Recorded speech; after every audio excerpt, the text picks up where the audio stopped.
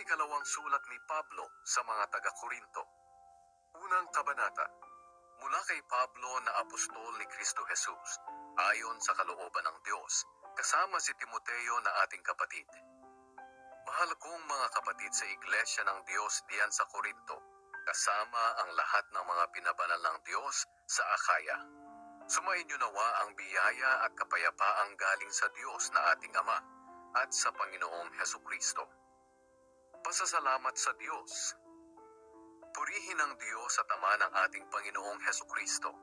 Siya'y maawaing Ama at Diyos na laging nagpapalakas ng ating loob.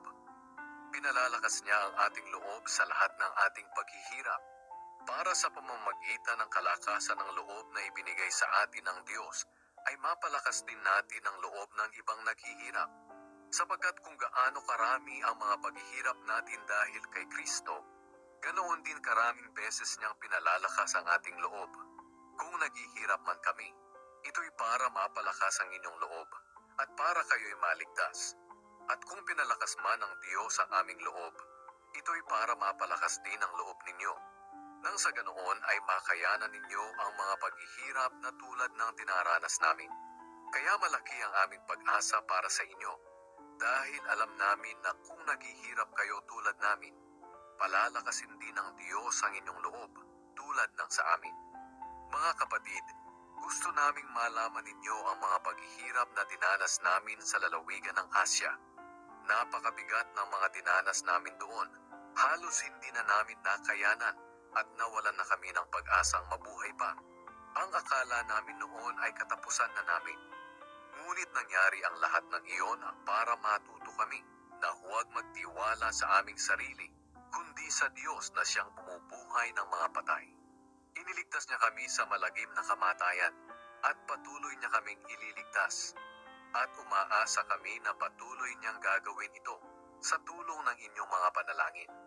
Sa ganoon, marami ang magpapasalamat sa Diyos dahil sa mga pagpapalang tatanggapin namin mula sa Kanya bilang sagot sa mga panalangin ng marami. Nagbago ng plano si Pablo.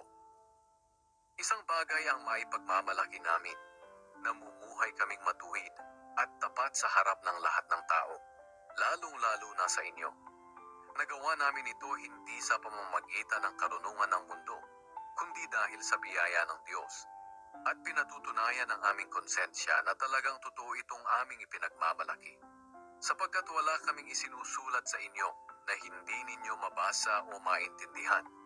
Kahit na hindi nyo pa kami kilalang mabuti, umaasa akong darating ang araw na makikilala nyo kami ng lubusan para maipagmalaki ninyo kami sa araw ng pagdating ng Panginoong Hesus at maipagmamalaki rin namin kayo. Dahil sa tiwalang ito, pinalak kong bisitahin kayo noong una para makatanggap kayo ng dobleng pagpapala sa pagbisita ko sa inyo ng 2 beses. Pinalak kong dumaan muna sa inyo pagpunta ko sa Macedonia at sa aking pagbalik mula roon, muli akong dadaan diyan para matulungan ninyo ako sa aking paglalakbay papuntang Judea. Iyon sana ang plano ko noon. Ngunit dahil hindi ito natuloy, masasabi ba ninyong pabago-bago ang aking isip? Katulad din ba ako ng mga taong makamundo na oo ng oo, pero hindi naman pala ang ibig sabihin? Aba hindi. Kung paanong tapat ang Diyos, ganoon din naman kami sa aming mga sinasabi. Kami ni Silas at Timoteo ay nangaral sa inyo tungkol kay Hesukristo na anak ng Diyos. At alam ninyong si Kristo'y tapat sa kanyang mga salita. Talagang tutuparin niya ang kanyang mga pangako. Sapagkat kahit gaano man karami ang pangako ng Diyos, tutuparin niyang lahat ito sa pamamagitan ni Kristo. Kaya nga masasabi natin na tapat ang Diyos at ito'y nakapagbibigay ng kapurihan sa Kanya. Ang Diyos ang nagpapatibay sa atin at sa ating pagkikipag-isa kay Kristo. Pinili niya tayo para maglingkod sa Kanya. Tinatakan niya tayo bilang tanda na tayo'y nasa Kanya na. Ginawa niya ito sa pamamagitan ng paglalagay ng Kanyang banal na Espiritu sa ating mga puso. Ang banal na Espiritu ang nagsisilbing garantiya na matatanggap natin ang Kanyang mga ipinangako. Saksi ko ang Diyos na kaya hindi na ako tumuloy diyan sa Korinto ay dahil ayaw kong sumama ang loob ninyo sa akin. Ayaw naming diktahan kayo sa inyong pananampalataya dahil matatag na kayo riyan. Nais lamang naming magkatulungan tayo para maging masaya kayo. Ikalawang kabanata. Naisip kong huwag na munang pumunta riyan kung makapagdudulot lang naman ng kalungkutan ang pagdalaw ko sa inyo. Kayo lang ang nagpapasaya sa akin. Ngunit kung magiging malungkot kayo ng dahil sa akin, papaano nyo pa ako mapapasaya? Iyan ang dahilan kung bakit sumulat ako sa inyo noon. Ayaw kong sa pagpunta ko riyan ay maging malungkot ang mga taong dapat sana'y magpapaligaya sa akin. At naniniwala ako na ang kaligayahan ko ay kaligayahan din ninyong lahat. Nang sumulat ako noon sa inyo, nabagabag ang aking kalooban. Nalungkot ako't lumuha. Sumulat ako sa inyo hindi dahil sa gusto ko kayong saktan, kundi dahil gusto kong maipakita kung gaano ko kayo kamahal. Patawarin ang nagkasala. Ngayon, tungkol naman sa taong nagdulot ng kalungkutan kanino man, hindi lamang ako ang binigyan niya ng kalungkutan. Ayaw kong magmalabis, pero nagbigay din siya ng kalungkutan sa inyong lahat. Pero sapat na ang kaparusahang ibinigay ninyo sa kanya. Kaya patawarin na ninyo siya at patatagin. Dahil baka maging labis ang kanyang hinagpis at tuluyang panghinaan ng loob. Nakikiusap ako na ipakita ninyo sa kanya na mahal nyo pa rin siya. At ito nga ang dahilan ng pagsulat ko sa inyo. Dahil gusto kong malaman kung sinusunod ninyong mabuti ang lahat ng sinasabi ko sa inyo. Kung pinatawad na ninyo ang taong nagkasala, pinatawad ko na rin siya. At kung nagpatawad man ako, saksi si Kristo na ginawa ko iyon alang-alang sa inyo. Nararapat lamang na magpatawad tayo para hindi tayo madaig ni Satanas. Alam naman natin ang mga binabalak niyang masama. Si Pablo sa Troas. Nang dumating ako sa Troas para ipangaral ang magandang balita tungkol kay Kristo, binigyan ako ng Panginoon ng magandang pagkakataon na magawa iyon. Pero hindi ako mapalagay dahil hindi ko nakita roon ang kapatid nating si Tito. Kaya nagpaalam ako sa mga mananampalataya roon at pumunta sa Macedonia. Tagumpay sa pamamagitan ni Kristo. Salamat sa Diyos dahil lagi siyang nasa unahan natin sa parada ng tagumpay. Ginagawa niya ito dahil tayo ay na kay Kristo. Saan man kami pumunta, ginagamit kami ng Diyos para ipakilala si Kristo sa mga tao. At itong ipinapalaganap namin ay parang halimuyak ng pabango. Para kaming mabangong handog na iniaalay ni Kristo sa Diyos at naaamoy ng mga taong naliligtas at nang napapahamak. Sa mga napapahamak, para kaming nakamamatay na amoy. Ngunit sa mga naliligtas, para kaming halimuyak na nagbibigay buhay. Sino ang may kakayahang gampanan ng gawaing ito? Hindi kami tulad ng marami riyan na ginagawang negosyo ang salita ng Diyos para magkapera. Alam naming nakikita kami ng Diyos. Kaya bilang mga mananampalataya ni Kristo at sugo ng Diyos, tapat naming ipinangangaral ang kanyang salita. Ikatlong kabanata. Baka sabihin ninyong pinupuri na naman namin ang aming mga sarili. Hindi kami katulad ng iba riyan na kailangan ng rekomendasyon para tanggapin ninyo. At pagkatapos, hihingi naman ng rekomendasyon mula sa inyo para tanggapin din sa ibang lugar. Hindi na namin kailangan ito dahil kayo na mismo ang aming rekomendasyon na nakasulat sa aming puso. Sapagkat ang pamumuhay ninyo ay parang sulat na nakikita at nababasa ng lahat. Malinaw na ang buhay ninyo ay parang isang sulat mula kay Kristo na isinulat sa pamamagitan namin. At hindi tinta ang ginamit sa sulat na ito, kundi ang Espiritu ng Diyos na buhay. At hindi rin ito isinulat sa malapad na mga bato, kundi sa puso ng mga tao. Nasasabi namin ang mga ito dahil sa mga ginagawa ni Kristo sa pamamagitan namin at dahil sa aming pagtitiwala sa Diyos. Kung sa aming sarili lamang, wala kaming sapat na kakayahang gawin ito. Lahat ng aming kakayahan ay mula sa Diyos. Siya ang nagbigay sa amin ng kakayahan para maipahayag namin ang kanyang bagong pamamaraan para mailapit ang mga tao sa Kanya. At ang bagong pamamaraan na ito ay hindi ayon sa isinulat na kautusan, kundi sa pamamagitan ng Espiritu. Sapagkat ang kautusan ay nagdudulot ng kamatayan, ngunit ang Espiritu ay nagbibigay buhay. Noong ibinigay ng Diyos kay Moises ang kautusan na nakasulat sa malapad na mga bato, hindi matingnan ng mga Israelita ang mukha ni Moises dahil nasisilaw sila. Ngunit ang ningning na iyon sa kanyang mukha ay unti-unti ring nawala. Ngayon, kung nagpakita ang Diyos ng kanyang kapangyarihan sa kautusan na nagdudulot ng kamatayan, higit pa ang ipapakita niyang kapangyarihan kung kikilos na ang Espiritu. Kung nagpakita ang Diyos ng kapangyarihan niya sa pamamagitan ng kautusan na nagdudulot ng hatol na kamatayan, higit pa ang ipapakita niyang kapangyarihan sa pagpapawalang sala sa mga tao. Ang totoo, baliwala ang kapangyarihan ng kautusan kung ihahambing sa kapangyarihan ng bagong pamamaraan ng Diyos. Kung may kapangyarihang ipinakita ang Diyos sa pamamagitan ng kautusan na lumilipas, higit pa ang kapangyarihang ipinapakita niya sa bagong pamamaraang ito na nananatiling magpakailanman. At dahil sa pag-asa naming ito, malakas ang aming loob na ipahayag ang salita ng Diyos. Hindi kami tulad ni Moises na nagtakip ng mukha para hindi makita ng mga Israelita ang liwanag sa kanyang mukha na unti-unting nawawala. Ang totoo, hindi naintindihan ng mga Israelita ang kahulugan nito noon dahil may nakatakip sa kanilang isipan. At kahit ngayon, may nakatakip pa rin sa kanilang isipan habang binabasa nila ang dating kasunduan. At maaalis lamang ito kapag ang isang tao'y na kay Kristo. Totoong hanggang ngayon ay may nakatakip sa kanilang isipan habang binabasa nila ang mga isinulat ni Moises. Ngunit kung lalapit ang tao sa Panginoon, maaalis ang takip sa kanyang isipan.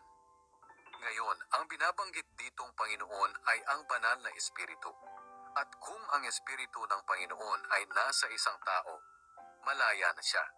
At dahil naalis na ang takip sa ating isipan, nakikita na natin ang kapangyarihan ng Panginoon. At ang kapangyarihang ito ay mula sa Panginoon na siyang banal na Espiritu.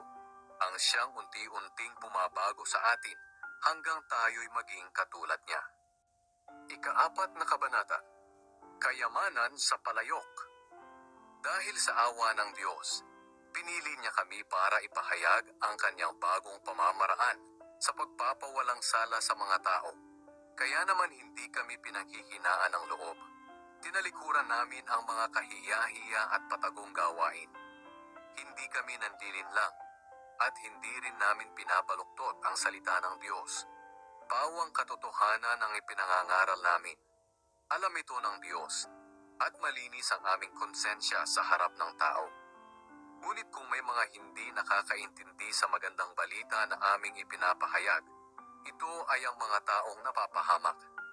Ayaw nilang maniwala sa magandang balita dahil ang kanilang mga isipan ay binulag ni Satanas na naghahari sa mundong ito.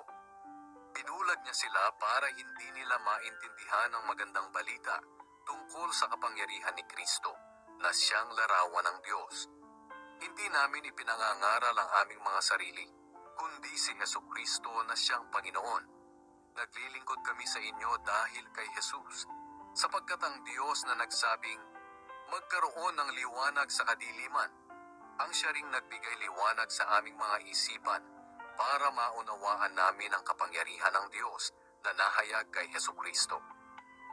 Nasa amin ang kayamanang ito, ngunit tulad lang kami ng palayok na pinaglagyan nito para maipakita na ang hindi maparisang kapangyarihan na nasa amin ay mula sa Diyos at hindi sa amin. Sa aming pangangaral, kinigipit kami sa lahat ng paraan, pero hindi kami nalulupig.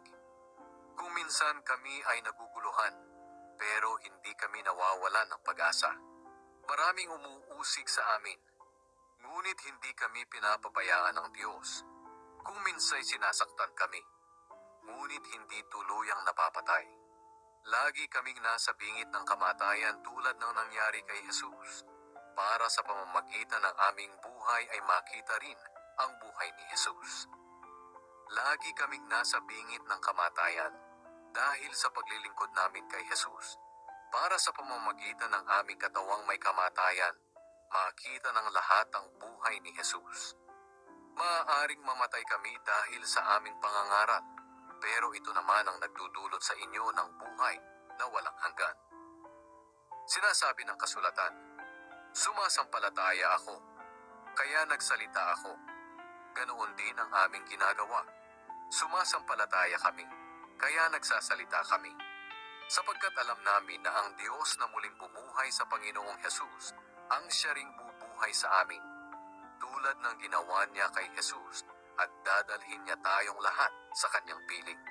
Ang lahat ng paghihirap namin ay para sa inyong ikabubuti, para lalo pang dumami ang tumanggap ng biyaya ng Diyos. At habang dumarami ang tumatanggap ng biyaya ng Diyos, dumarami rin ang nagpapasalamat sa Kanya.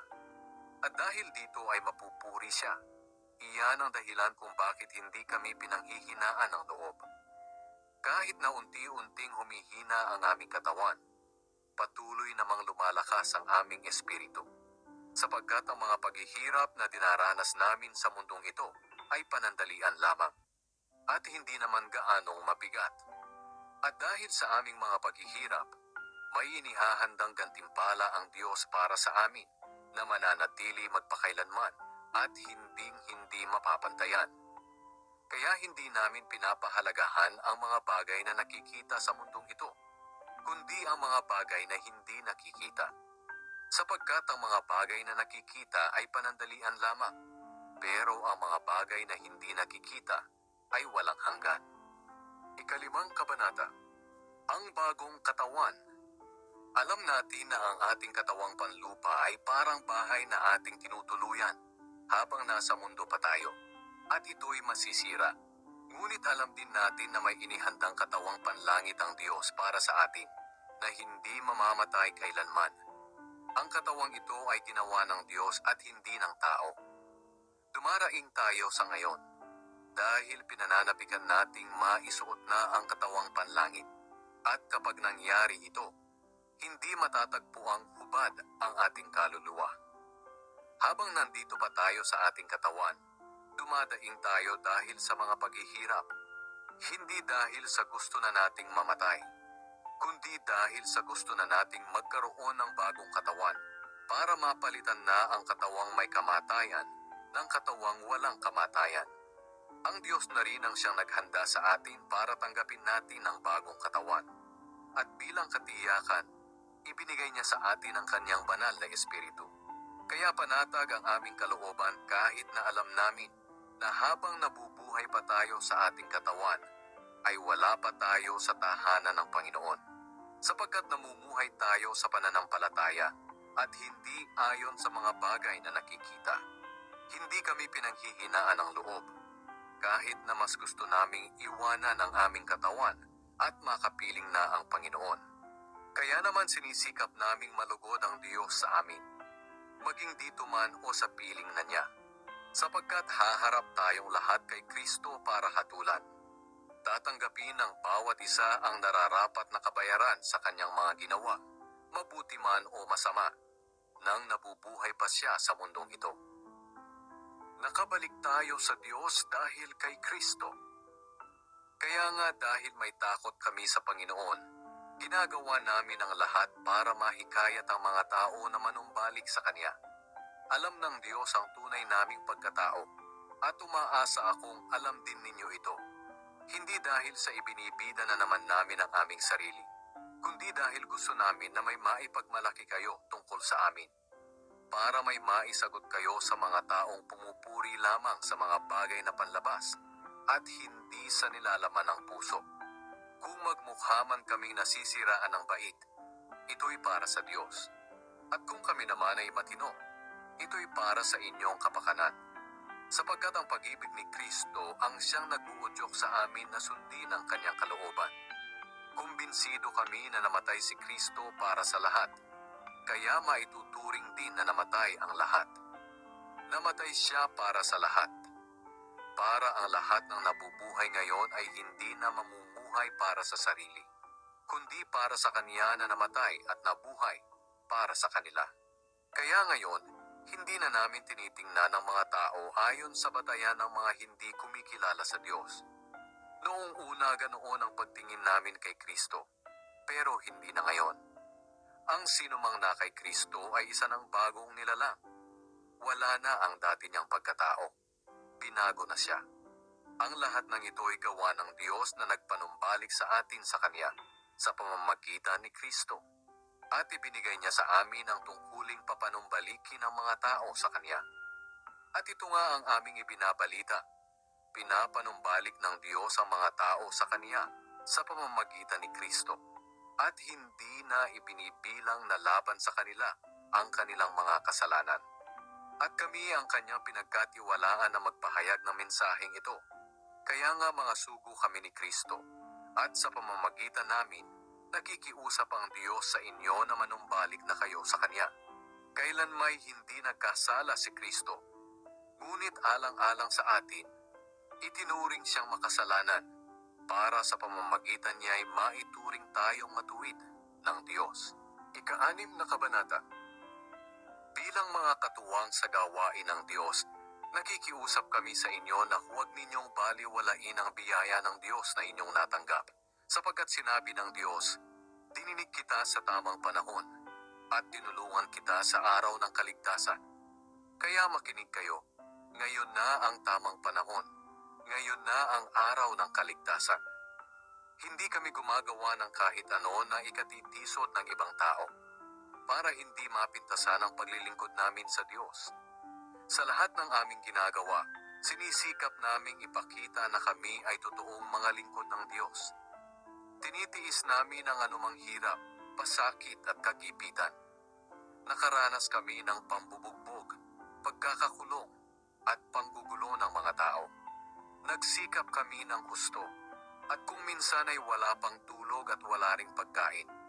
Pinatunayan namin sa lahat na kami ay mga tunay na lingkod ng Diyos sa pamamagitan ng aming malinis na pamumuhay, kaalaman, pagtitiyaga, kagandahang loob, sa pamamagitan ng patnubay ng banal na Espiritu sa amin, sa tapat na pag-ibig at pananalita, at sa pamamagitan ng kapangyarihan ng Diyos. Ang matuwid naming pamumuhay ang aming sandata na panlaban at pananggalang sa kaaway. Bilang mga lingkod ng Diyos, naranasan naming parangalan at siraan ng kapwa, purihin ng iba at laitin ng iba. Pawang katotohanan ang aming mga sinasabi, ngunit itinuturing kaming mga sinungaling. Kami ay tanyag, ngunit hindi kinikilala. Lagi kaming nasa bingit ng kamatayan, ngunit buhay pa rin hanggang ngayon.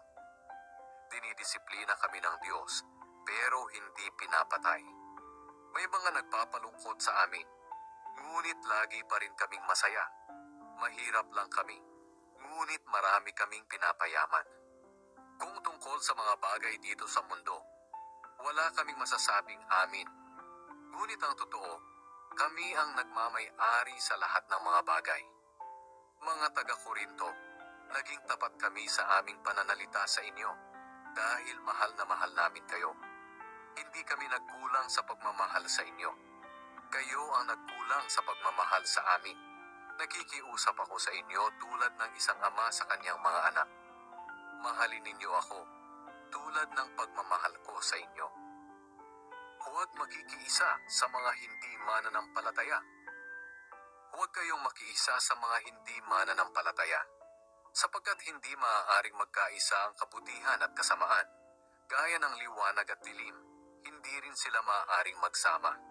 At kung paanong hindi magkasundo si Kristo at si Satanas, ganoon din naman ang mananampalataya at ang hindi mananampalataya. Hindi maaaring magsama ang mga Diyos-Diyosan at ang Diyos sa iisang templo. At tayo ang templo ng Diyos na buhay. Gaya ng sinabi ng Diyos, "Mananahan ako't mamumuhay sa kanilang piling. Ako'y magiging Diyos nila, at sila'y magiging mga taong sakop ko. Kaya lumayo kayo at humiwalay sa kanila. Layuan ninyo ang itinuring na marumi at tatanggapin ko kayo. At ako'y magiging ama ninyo, at kayo na may magiging mga anak ko. Ako ang Panginoong makapangyarihan, ang nagsasabi nito. Ikapitong kabanata. Mga minamahal, dahil sa mga ipinangako ng Diyos sa atin, linisin natin ang ating sarili sa anumang bagay na nagpaparumi sa ating katawan at espiritu, at sikapin nating mamuhay ng banal at may takot sa Diyos. Ang kagalakan ni Pablo. Tanggapin ninyo kami sa inyong mga puso. Wala kaming ginawang masama kahit kanino. Hindi namin siniraan o dinaya ang sinuman. Hindi ko sinasabi ito para ipahiya kayo. Gaya ng sinabi ko noong una, mahal na mahal namin kayo, at handa kaming mabuhay o mamatay na kasama ninyo. Malaki ang tiwala ko sa inyo, at ipinagmamalaki ko kayo. Labis ninyong pinalakas ang aming loob at nag-uumapaw sa aming puso ang kagalakan sa kabila ng lahat ng aming mga paghihirap. Nang dumating kami sa Macedonia, wala rin kaming pahinga, dahil kahit saan ay nagdalamhati kami. Sa paligid ay nariyan ang mga kumukontra sa amin, at sa loob naman namin ay may pag-aalala para sa mga mananampalataya. Ngunit pinalakas ng Diyos ang aming loob nang dumating si Tito. Tunay na pinalalakas niya ang loob ng mga nalulumbay. At hindi lang ang pagdating ni Tito ang nagpalakas ng aming loob, kundi maging ang balita na pinalakas din ninyo ang loob niya. Ibinalita niya ang pananabik ninyo sa amin, ang inyong panaghoy sa mga pangyayari, at ang katapatan ninyo sa akin. Dahil dito lalo akong natuwa. Kahit na nagdulot sa inyo ng kalungkutan ang aking sulat, hindi ko ito pinagsisisihan. Nagsisi ako noong una dahil nakita kong pinalungkot kayo ng aking sulat. Ngunit sandali lamang.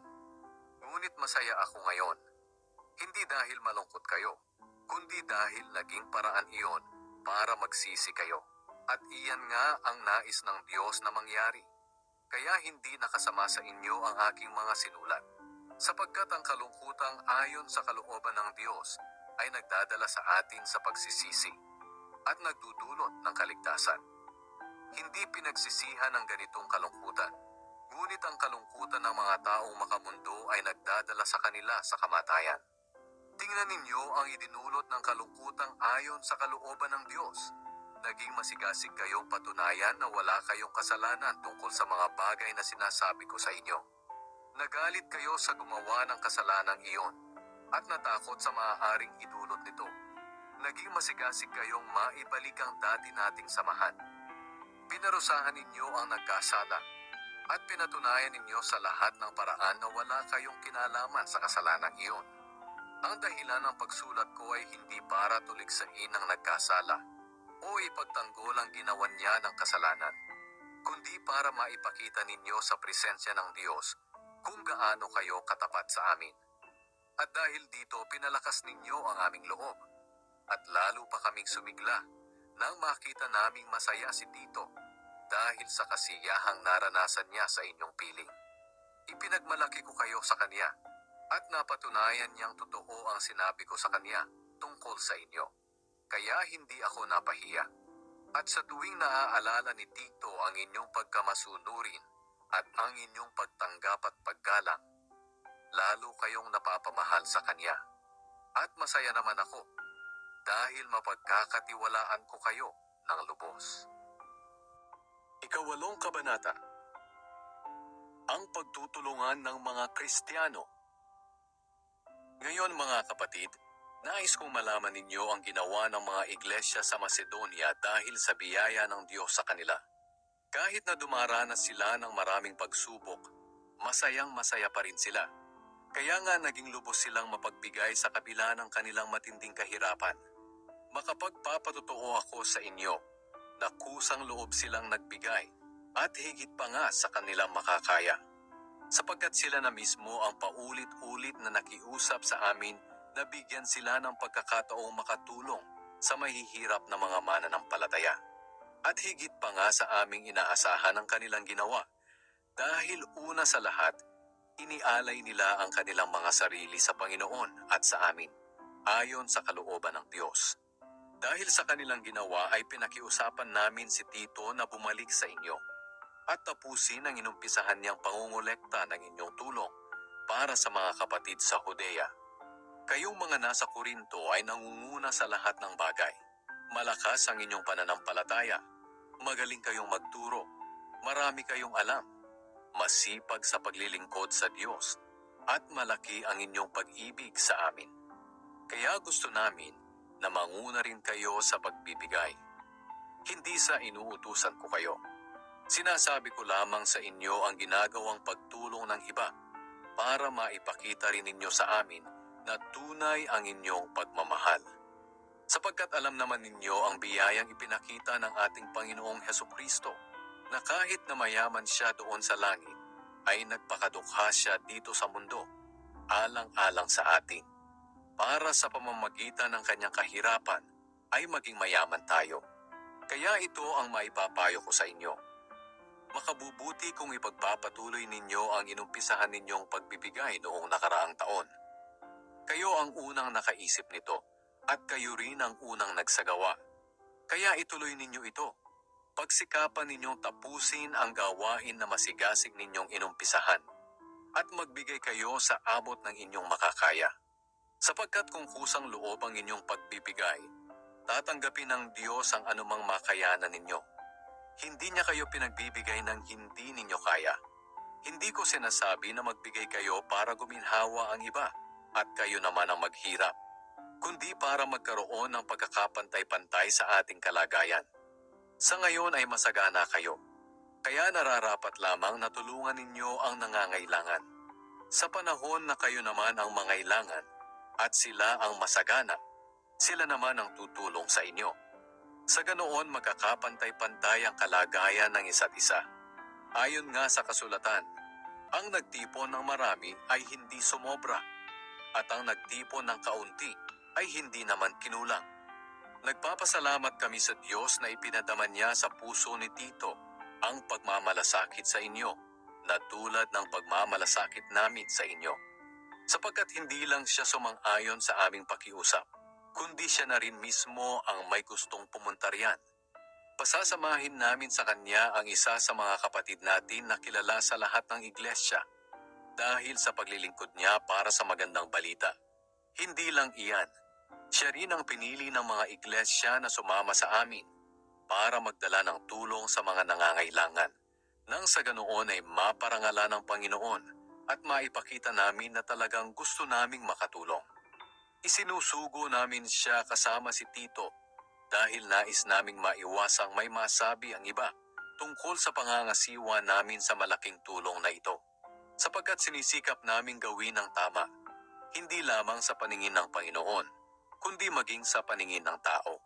Kasama nila sa pagpunta riyan ang isa pang kapatid sa pananampalataya, nasubok na namin sa maraming bagay, at nakita namin ang kanyang sigasig sa pagtulong. At higit pa nga ang kanyang sigasig ngayon, dahil malaki ang kanyang tiwala sa inyo.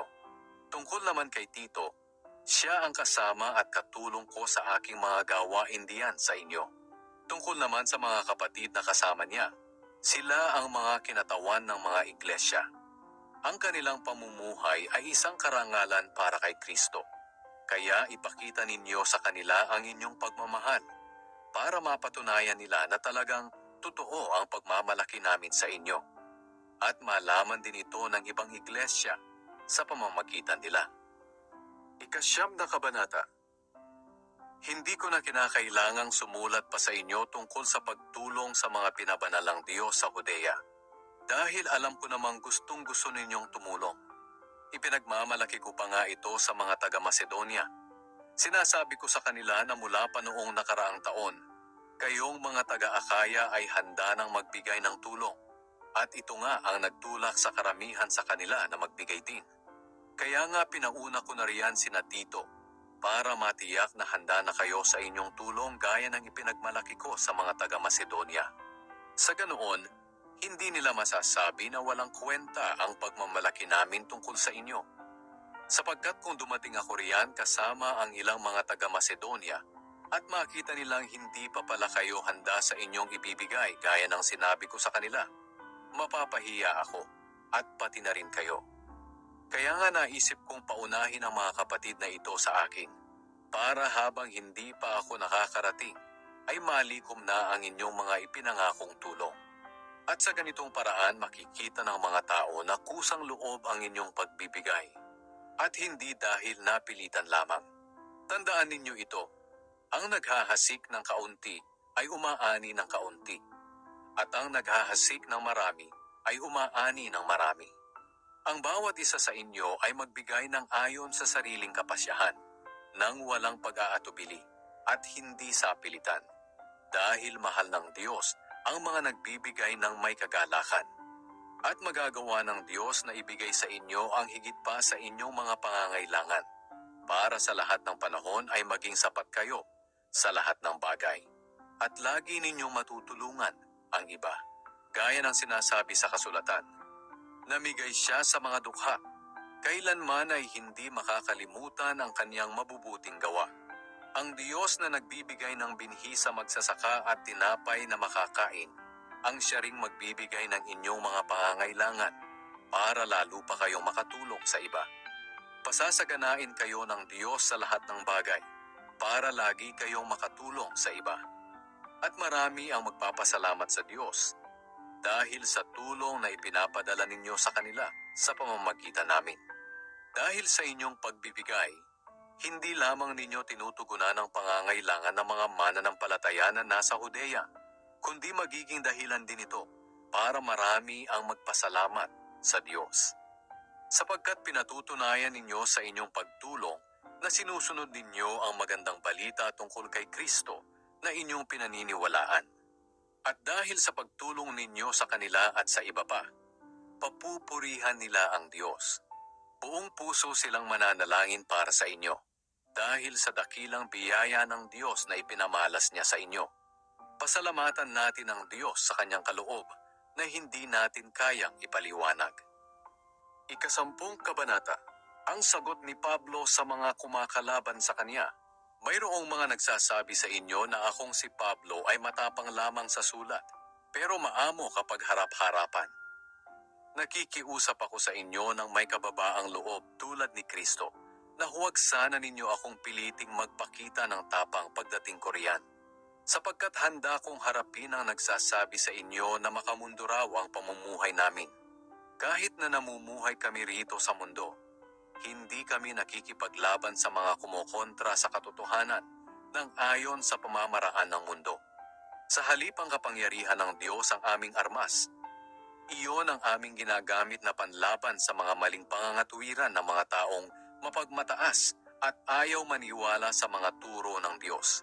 Sinisira namin ang kanilang maling pangangatuwiran na tulad ng matibay na pader na humahad lang sa kanila na makilala ang Diyos. Kinukumbinsi namin silang sundin ang mga utos ni Kristo, at kung matiyak naming lubos na kayong masunurin, handa na kaming parusahan ang lahat ng suwaid. Ang problema sa inyo ay tumitingin lamang kayo sa panlabas na anyo. Isipin nga ninyong mabuti, kung may nagtitiwalang siya'y kay Kristo, dapat niyang isipin na kami man ay kay Kristo rin. Kahit sabihing labis na ang pagmamalaki ko sa kapangyarihang ibinigay ng Panginoon sa akin, hindi ako nahihiya, sapagkat ang kapangyarihang ito ay ginagamit ko sa pagpapalagos sa inyong pananampalataya at hindi sa pagsira nito. Ayaw kong isipin ninyo na tinatakot ko kayo sa aking mga sulat, sapagkat may mga nagsasabi riyan na matapang ako sa aking mga sulat, pero kapag harapan na ay mahina at nagsasalita ng walang kabuluhan. Dapat malaman ng mga taong iyan na kung ano ang sinasabi namin sa aming sulat, ito rin ang gagawin namin kapag dumating na kami riyan. Hindi namin ibinibilang o ikinukumpara ang aming sarili sa mga iba na mataas ang tingin sa sarili. Mga hangal sila dahil sinusukat nila at kinukumpara ang kani-kanilang sarili. Pero kami ay hindi nagmamalaki sa mga gawaing hindi na namin sakop, kundi sa mga gawain lamang na ibinigay sa amin ng Diyos, at kasama na rito ang gawain namin sa inyo. Kung hindi kami nakarating diyan, pwede nilang sabihin na labis ang aming pagmamalaki. Pero ang totoo, kami ang unang dumating sa inyo at nangaral ng magandang balita tungkol kay Kristo. Kaya hindi labis ang aming pagmamalaki. Dahil hindi namin inaangkin at ipinagmamalaki ang pinaghirapan ng iba. Sa halip umaasa kami na sa paglago ninyo sa pananampalataya ay lalawak pa ang gawain namin sa inyo, ayon sa ipinapagawa sa amin ng Diyos. Pagkatapos, maipangangaral naman namin ang magandang balita sa iba pang mga lugar na malayo sa inyo. Sapagkat ayaw naming angkinin at ipagmalaki ang pinaghirapan ng iba. Gaya ng sinasabi sa kasulatan, kung mayroong nais magmalaki, ipagmalaki na lang niya kung ano ang ginawa ng Panginoon. Sapagkat nalulugod ang Panginoon sa taong kanyang pinupuri at hindi sa taong pumupuri sa sarili. Ika-11 kabanata.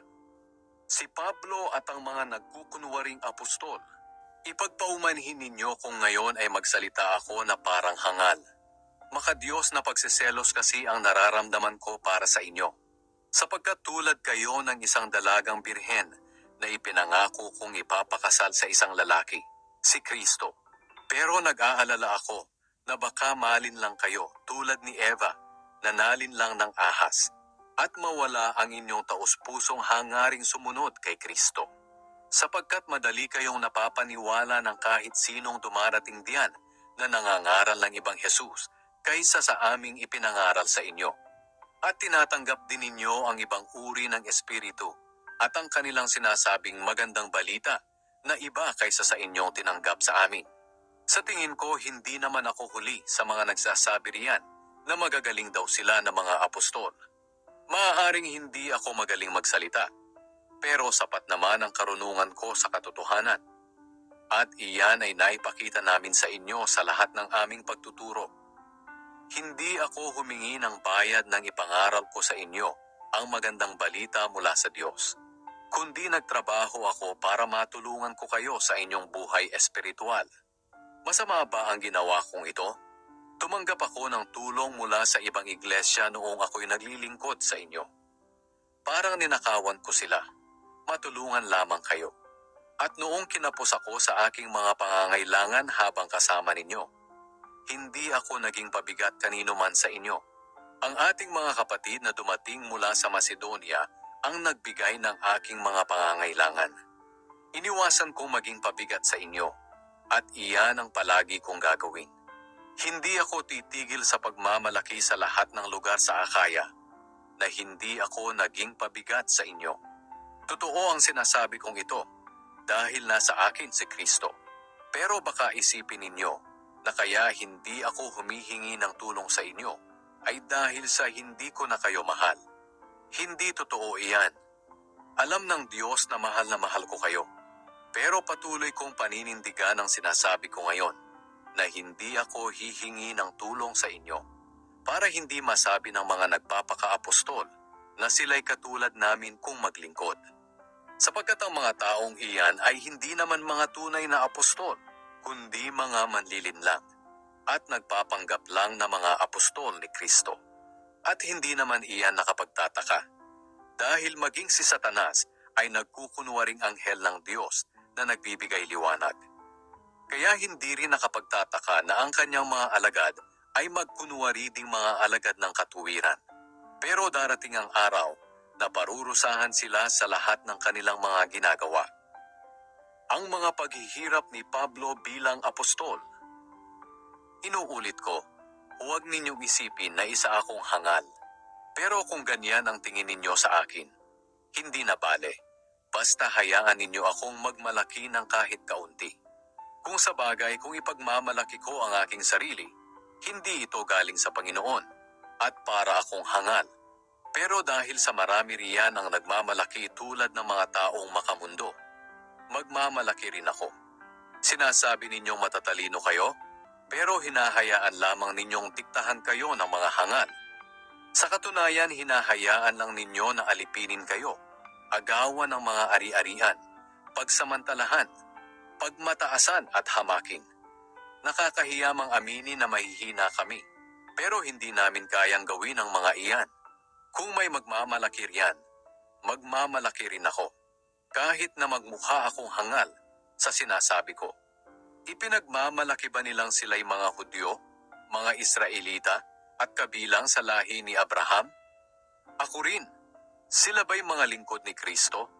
Alam kong para na akong baliw sa sinasabi ko, pero ako rin ay lingkod ni Kristo, at higit pa nga kaysa sa kanila. Dahil higit akong nagpakahirap kaysa sa kanila. Mas maraming beses akong nakulong, nahagupit, at nalagay sa bingit ng kamatayan. 5 beses akong tumanggap ng 39 na hagupit sa kapwa ko mga Hudyo.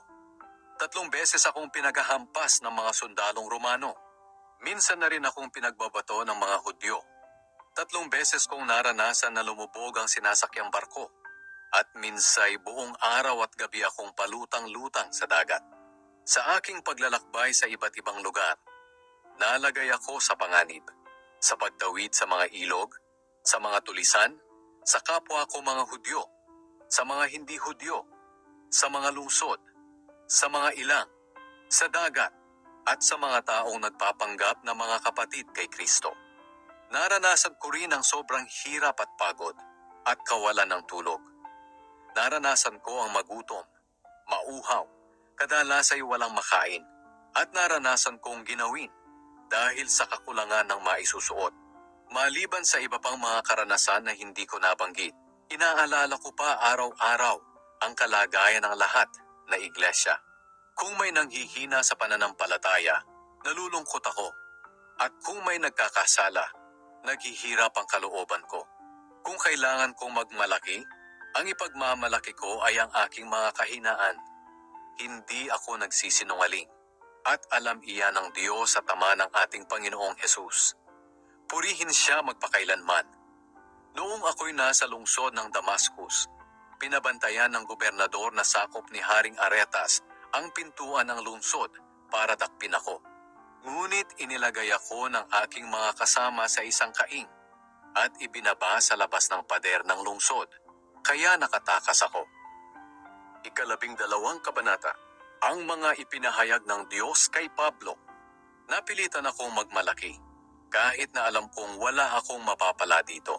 Sasabihin ko sa inyo ngayon ang mga ipinahayag at ipinakita sa akin ng Panginoon. May 14 na taon na ang nakakaraan nang dalhin ako sa 2 langit. Kristiyano na ako noon. Hindi ko matiyak kung nasa katawan ako noon o nasa espiritu lamang. Ang Diyos lang ang nakakaalam. Ang tanging alam ko ay nakarating ako sa paraiso at narinig ko roon ang mga kamanghamanghang bagay na hindi kayang ipaliwanag at hindi dapat sabihin kahit kanino. Maipagmamalaki ko ang karanasan kong iyon. Pero kung tungkol sa aking sarili, wala akong maipagmamalaki maliban sa aking mga kahinaan. At kung magmamalaki man ako, hindi ako magmimistulang hangal. Dahil totoo naman ang aking sasabihin. Pero hindi ko ito gagawin. Dahil baka sumobra ang palagay ng ilan sa akin kaysa sa nakikita nila sa aking pamumuhay. Para hindi ako maging mayabang dahil sa mga kamanghamanghang ipinakita ng Diyos sa akin, binigyan ako ng isang kapansanan sa katawan. Hinayaan ng Diyos na pahirapan ako ni Satanas sa aking kapansanan para hindi ako maging mayabang. 3 beses akong nakiusap sa Panginoon na alisin ito sa akin. Ngunit sinabi ng Panginoon sa akin, "Sapat na sa iyo ang aking biyaya, dahil ang kapangyarihan ko'y nakikita sa iyong kahinaan." Kaya buong galak kong ipinagmamalaki ang aking mga kahinaan, nang sa ganoon ay lagi kong maranasan ang kapangyarihan ni Kristo.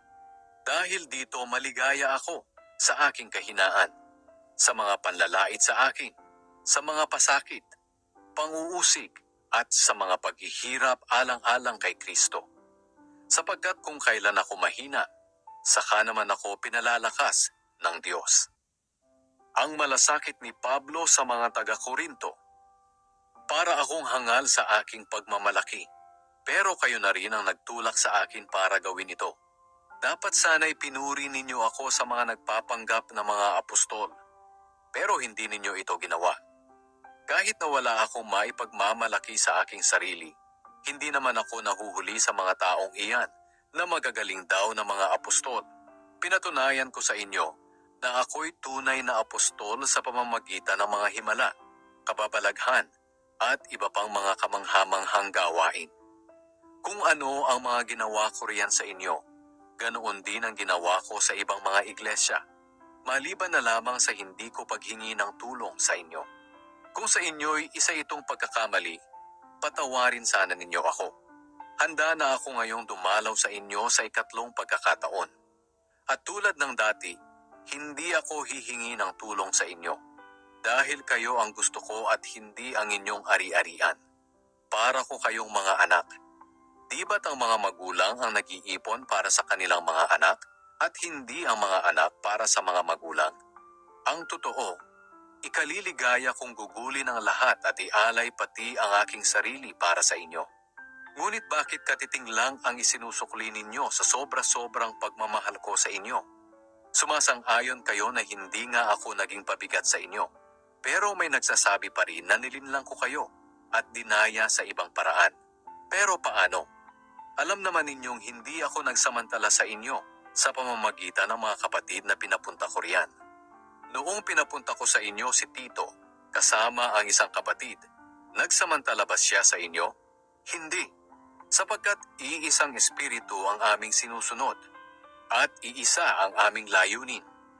Baka sa simula pa iniisip na ninyo na wala kaming ginagawa, kundi ipagtanggol ang aming sarili.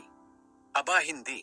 Sa presensya ng Diyos at bilang mga Kristiyano, sinasabi namin sa inyo mga minamahal, na lahat ng aming ginagawa ay para sa ikatitibay ng inyong pananampalataya.